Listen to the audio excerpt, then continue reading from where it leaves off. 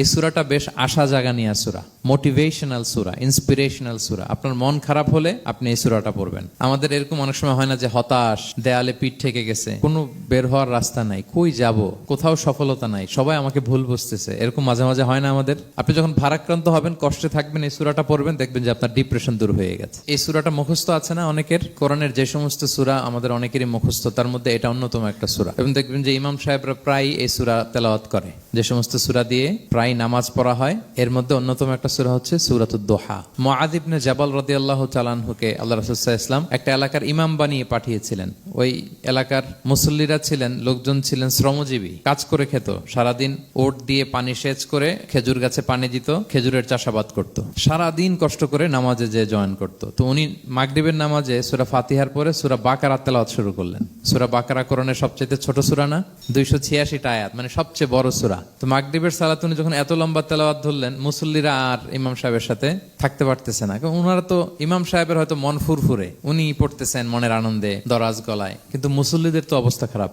সারাদিন ওনারা খেতে খামারে কাজ করে আসছে, নামাজ ছেড়ে দিয়ে অনেকে চলে গেছে, একা একা নামাজ পড়ে যে আল্লাহ রাসূল সাল্লাল্লাহু আলাইহি ওয়াসাল্লামের কাছে যে বিচার দিল যে ইয়া রাসূলুল্লাহ, দেখেন এমন একজন ইমাম আপনি অ্যাসাইন করেছেন আমাদের এলাকায়, মাগরিবের নামাজে উনি সূরা বাকারা পড়ে, আর আমরা হচ্ছে শ্রমজীবী। রাসূল সাল্লাল্লাহু আলাইহি ওয়াসাল্লাম খুব রেগে গেলেন। মুআয ইবনে জাবালকে ডেকে বললেন, হে মুআয, আফাত্তানুন আন, তুমি কি সমাজে ফিতনা ছড়াচ্ছ? তুমি জানো না এরা কারা? তোমার কি সূরা ওয়াদ-দুহা ওয়াল-লাইলি ইযা সাজা মুখস্থ নাই? তোমার কি ওয়াশ-শামসি ওয়া-দুহাহা এটা মুখস্থ নাই? তোমার কি সাব্বিহিসমা রাব্বিকাল আ'লা, এই সূরাগুলো তোমার জানা নাই? উনি বললেন জানা আছে। তো এগুলো রেখে দিয়ে মাগরিবের নামাজে কেন সূরা বাকারা ধরলা? তোমার মুসল্লিরা তো শ্রমজীবী মুসল্লি। একজন ইমামের দায়িত্ব হচ্ছে পেছনে কারা আছে এটা খেয়াল করা।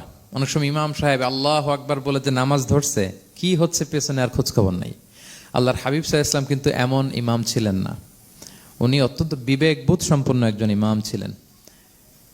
একবার পেছনে এক বাচ্চার কান্না শুনে উনি নামাজ ছোট করে দিয়েছেন। সবাই বললেন, ইয়া রাসূলুল্লাহ, এত ছোট নামাজ তো কখনো পড়তে দেখি না।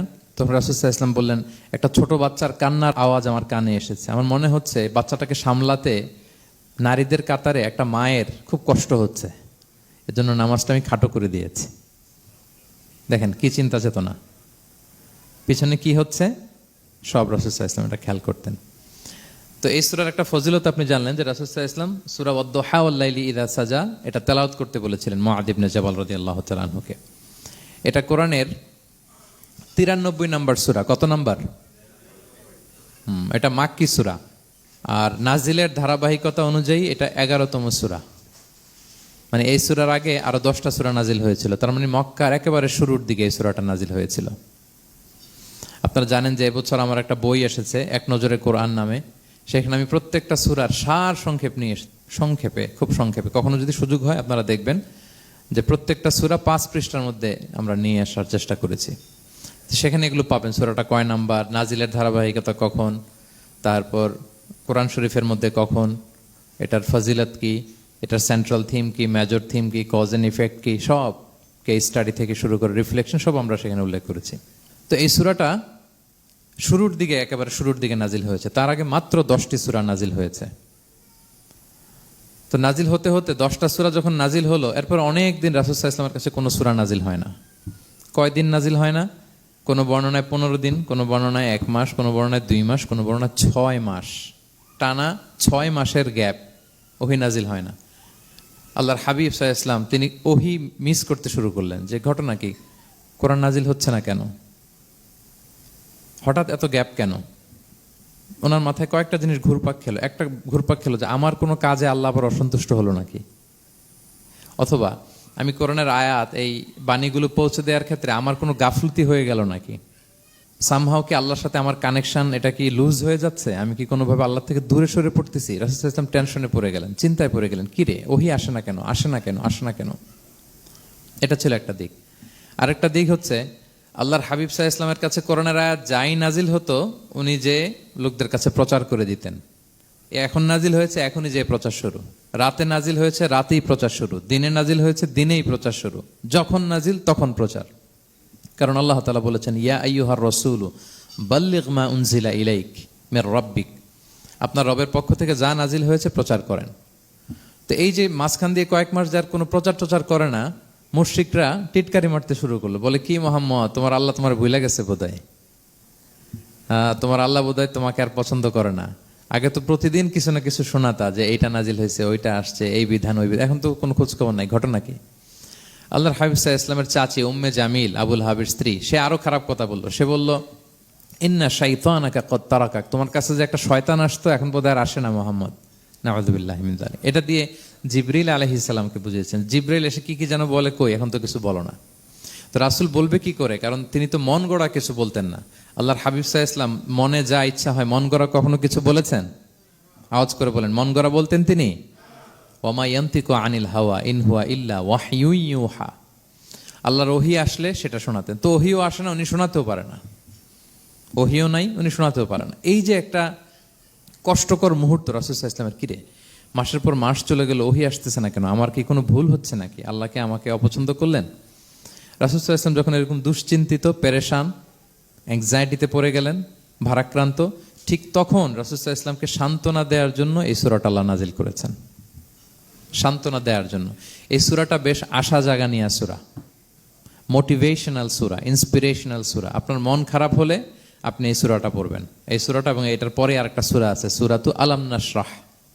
আপনার মন ভালো হয়ে যাবে। এটাকে দি অ্যান্টি ডিপ্রেসেন্ট সূরা বলে, মানে ডিপ্রেশন কাটায় ফেলে।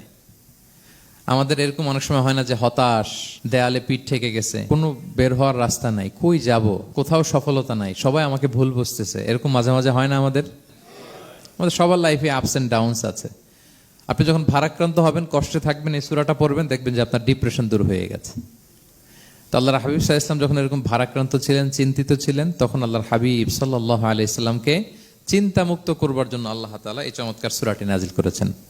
আল্লাহ নাজিল করলেন, আউযু বিল্লাহি মিনাশ শাইতানির রাজিম, বিসমিল্লাহির রহমানির রহিম, ওয়াদ-দুহা ওয়াল-লাইলি ইযা সাজা মা ওয়াদ্দাআকা রাব্বুকা ওয়া মা ক্বালা ওয়ালাল আখিরাতু খায়রুল লাকা মিনাল উলা ওয়ালা সাউফা ইউতিকা রাব্বুকা ফাতারদা।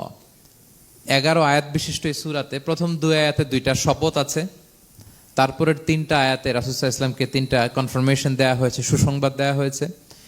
এরপরের 3টা আয়াতে আল্লাহর হাবিব সাল্লাল্লাহু আলাইহি ওয়াসাল্লামের অতীতে আল্লাহ কি নিয়ামত দিয়েছেন সেটার একটা রিমাইন্ডার দেওয়া হয়েছে।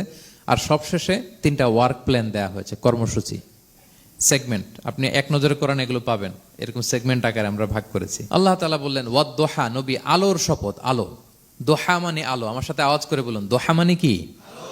আলো, সকালের আলো, প্রভাতের সূর্য কিরণ। দিনের প্রথম অংশে একটা সানশাইন থাকে না, খুব চমৎকার লাগে 9টা 10টার দিকে, হ্যাঁ, সানশাইন।